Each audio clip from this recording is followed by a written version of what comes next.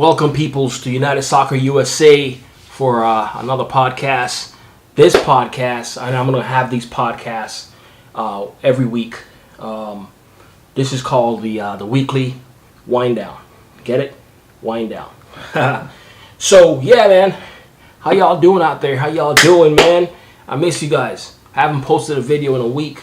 I've been so busy with work and so on. But, yeah, I got a few things I want to touch on today. But congratulations to Manchester United today. Great win versus, we played, geez, I'm having a brain freeze here. Oh, yeah, Sheffield United. That was a great win. I feel so bad for Sheffield, for their coach, Wilder, or something like that. Sheffield was a good team last season. They finished, I believe, they were up there, man. Let me see what my standing says for 2019-2020 season here. Sheffield finished 9th last year with 54 points. They're a pretty good team. And but for some reason this season, I don't know if they didn't. It doesn't seem like they really spend a lot of money to upgrade their squad, and they need to do some changes in January in this window to possibly stay up. They need 35 points. So we need 34 points to stay up here, which is doable. But they have a lot of games. But again, let's touch on our team, Manchester United. What a great win today. It was a little shaky towards the end there. Bruno Fernandes got subbed out, and all of a sudden the team started to look a little wobbly there. But in the end, 3 points is 3 points. You know, if you would ask me before, hey man, this was going to be a close game, but United somehow won the game, I'm like, yeah, I'll take the 3 points. Because at this point in the season, 3 points is 3 points. You want to get these wins. You know what I'm saying? So right now we have 12 games played. Make sure I have my numbers right. Yeah, so we have 12 matches played. We have 23 points. So we're only 5 points off the top right now. If we win that game versus Leeds, and that's going to be a very open game. That's probably going to be a 4-2 game, or I know they're going to be wide open to us. We're going to hit them on a break because they like to attack, and they go for it, man. So they're very, very suspect in the defense. So are we, though. But if we can get that win, whoa, you know, that will put us 26 points, just 2 games off Liverpool's lead right now, which is 28. So that's going to be good. All right, so let's push that to the side. Now, I want to talk about our center backs, our center back pairing. We're conceding too many goals. You know, we're. It seems like every game we're down 1-0, 2-0 in the first few minutes of the game, and it's very obvious and evident to most of us that actually watches the games. You know, Maguire is very slow. You know, his aerial ability, okay, I'll give him that. Lindelof, not so much. His aerial ability is horrible. But recovery, Lindelof is a little bit speedier, but he's also a terrible defender. Then we have the likes of Bailly, Tuanzebe, even Mengi, and all these guys just being buried alive. Oli refuses to play those guys. And I don't know if it's from management because they paid, you know, such a hefty price for that guy, $80 million or 85, whatever the price tag was from Leicester. Is it management telling Oli he has to play Maguire? I don't know. But it seems like he's a shoe-in. His name is on the starting sheet every game.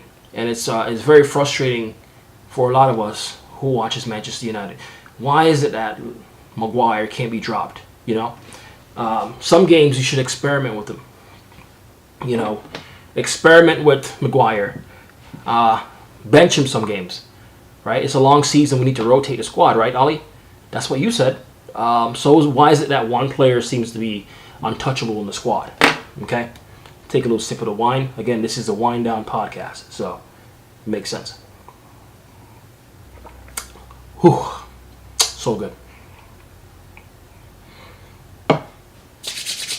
So again, Maguire is a problem for us but so is Lindelof. And I just don't know why Tuan Sabi can't be given an opportunity and a consistent opportunity.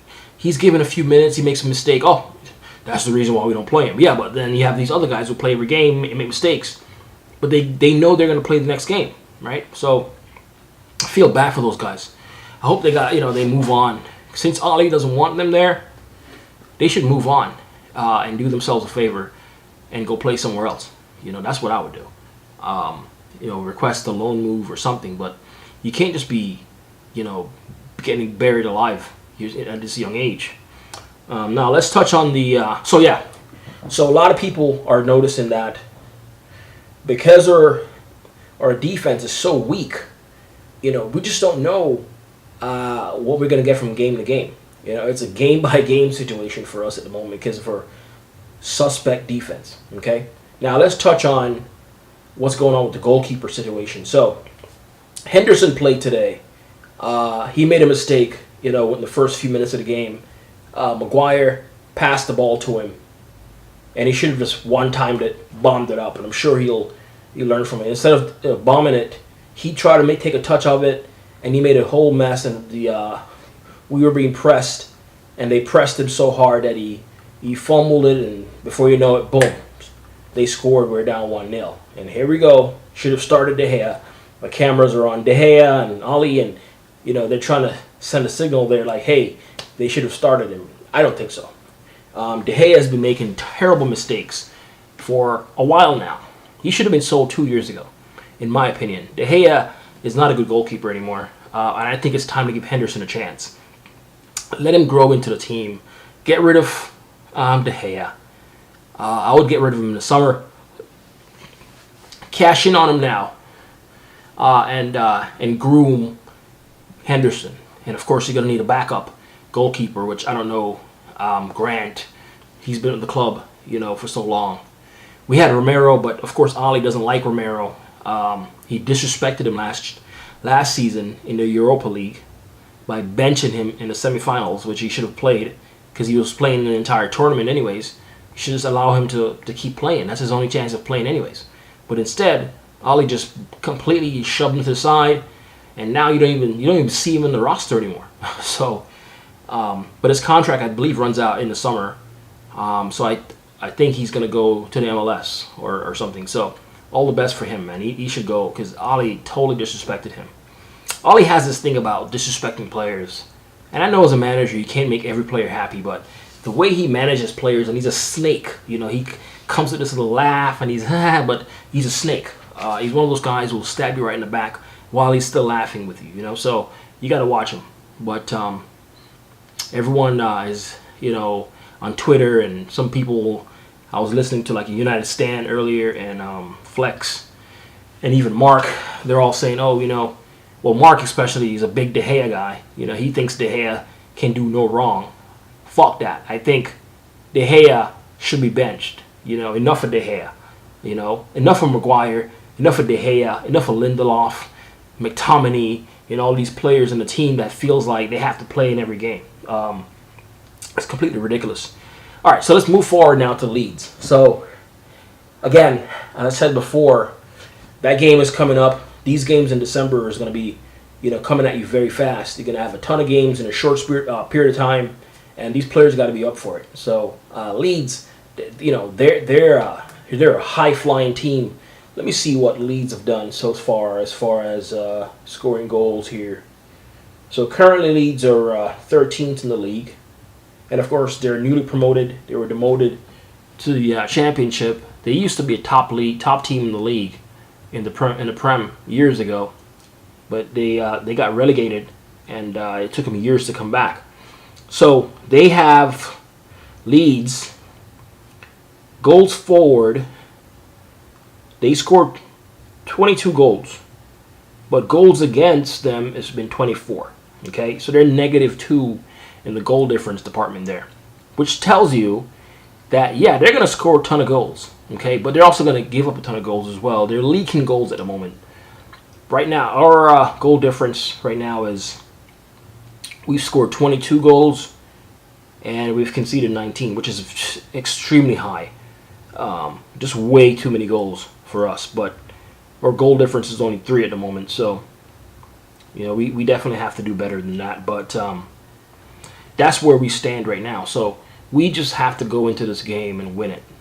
That's all I want to do. I just want to win this game. I don't care about anything else. So that's that. As far as the Europa League, I know it's pretty far away, and I cannot express how disappointed I am about going back to the Europa League. Okay, but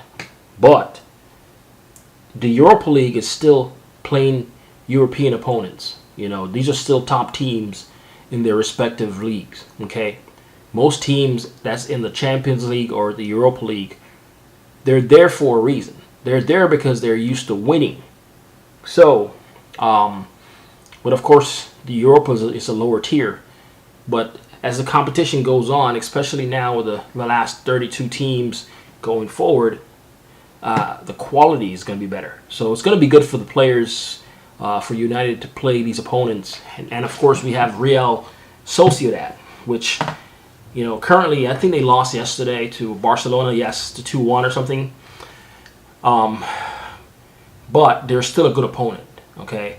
And they're highly ranked in La Liga. They're probably, let me see, I think last time I checked, they're up there. So, yeah, they're currently in second place, with 14 games played, with 26. All right, sorry about that there. So, yeah, so getting back to what I was saying. So they're doing pretty good. They're a good team. So we got to make sure we're ready for that game. I'm just... The concern is the defense, man. It's how can Ali convince the owners to go out and spend more money in January, right? When we have 2 really good center backs, in Bay and Twansabi that can actually help the team. How can he tell the owners, oh yeah, you should spend more, on defenders? If I was the owner, I was like, no, play these guys. They're good. But we have a dumb coach who has favoritism all around, and so he's going to pick who he wants to pick, regardless of what they do, and it's horrible. It's just horrific to see. But I'm being optimistic. I'm going to say he's going to learn somehow. I don't know how he's going to learn, but hopefully he does. And you start seeing the cracks in the team and start rotating the defenders a little bit. The good thing is, after the game, I saw Lindelof.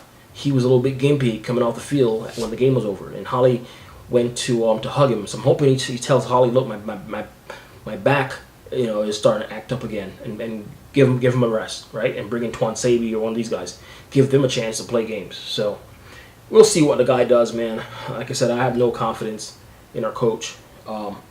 Even though we're in second place, technically, if we win this game against Leeds, I just still don't believe in Ali. I think he's just a stupid coach. He doesn't know what he's doing. And, he's just basic. He's just a basic coach. He doesn't make good decisions. He substitutes players very late. And, yeah, Anyways, guys, so Wind Down Podcast. Hope you enjoyed it. Don't forget to like the video, subscribe to my channel, and hit that notification bell. All right, peoples. Again, it's your boy Jay with the United Soccer USA. Big up yourself. Happy New Year. Or jumping the gun here, but Merry Christmas and then a Happy New Year when that comes. So I hope you guys enjoy your time with your family safely. Follow the COVID-19 protocols. And I'll see y'all later, man.